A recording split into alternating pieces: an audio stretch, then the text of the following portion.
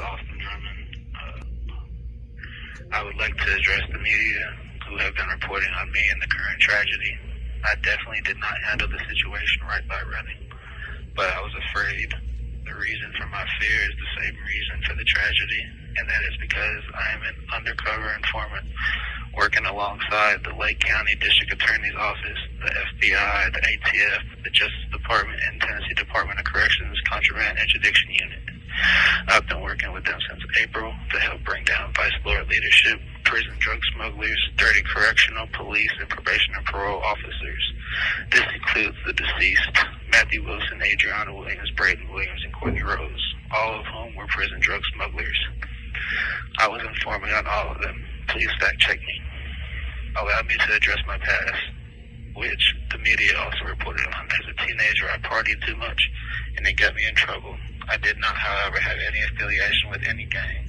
In 2011, the burglary that was reported on was just me and my friend who went on the roof of our school to smoke a blunt on Super Bowl Sunday before the game, because we were bored.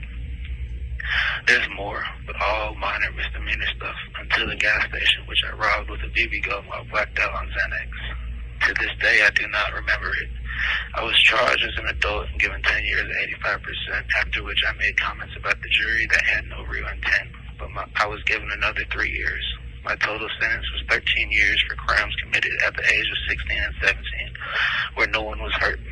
I even cooperated at that time with an investigator, Kenneth Jones of the Jackson Police Department, and my lawyer, Joseph Howell, who was present to burn down drug dealers. This was supposed to keep me in juvenile court. They lied. Please remember to fact check me. So I entered the Tennessee prison system with no real street knowledge and no gang affiliation. The first 4 years were rough. I was victimized and used. The officers didn't care. They would put you in the hole for a week and then put you in another pod for another group of people to do the same thing.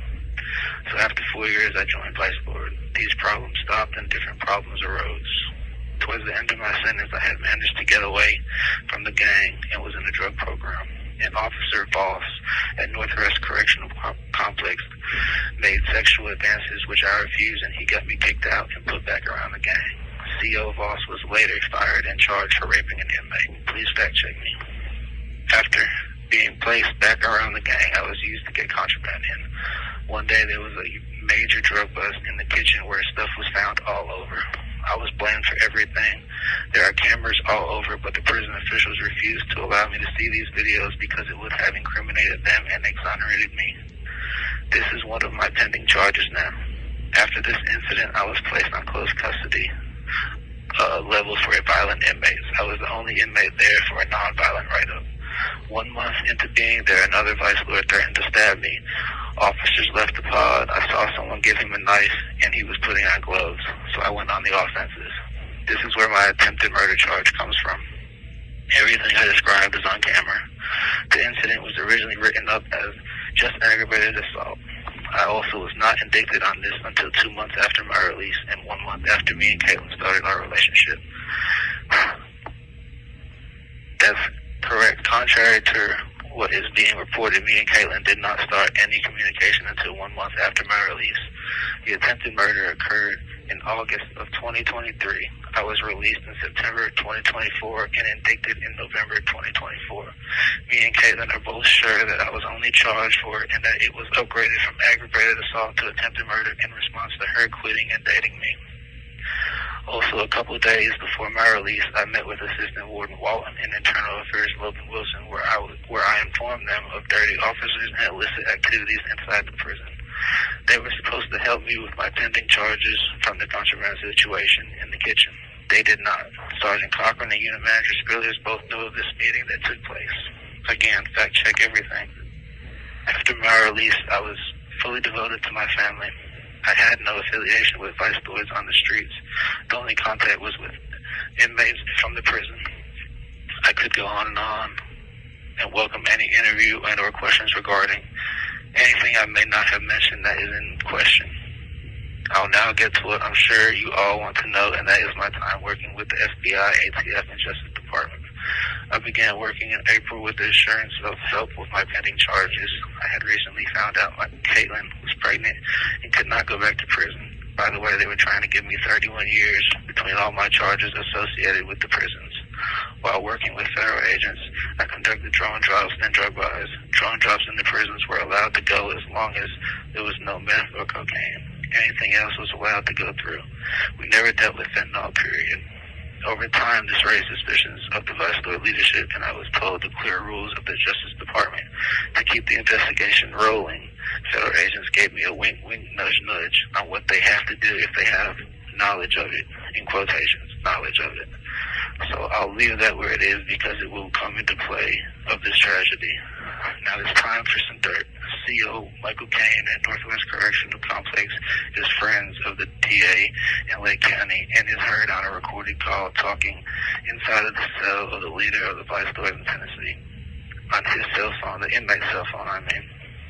Federal agents have also heard hits put out and allowed inmates to be assaulted over recorded calls. This is the truth.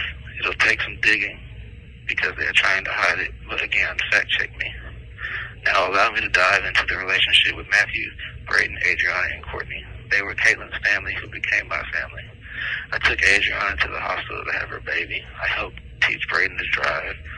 I pushed him to do good in school. I paid Courtney's bills during hard times.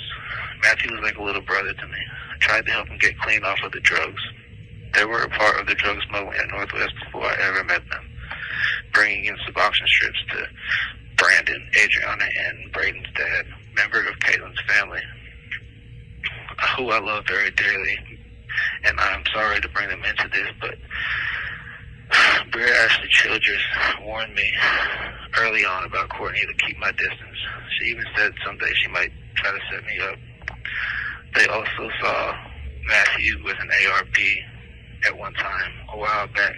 That will play into this case as well. An ARP is the type of weapon that the news reported I was allegedly carrying in all camo. Although Matthew, Courtney, Braden, and Adriana were family, the feds were clear I had to give everyone up. That included them. I hated doing it, but I had Caitlin, our daughter, our son on the way, and 2 disabled parents I had to be there for. I chose them and I would do it again. I can't go into much detail, but I lost the phone that had correspondence between myself and federal agents when I was around Braden and Courtney, Matthew, and Adriana. Matthew also had an uncle that worked TDOC for 20 years. I don't know how, but they found out I was an informant. I'll leave that there for now, too. Fast forward to after my arrest, somehow people and investigators have gotten the idea that the gang I was an informant against ordered me to do this unthinkable act, which is not true. I have offered to take a polygraph, whether or not I was told, threatened, forced, or asked to do this by anyone or group, because I was not.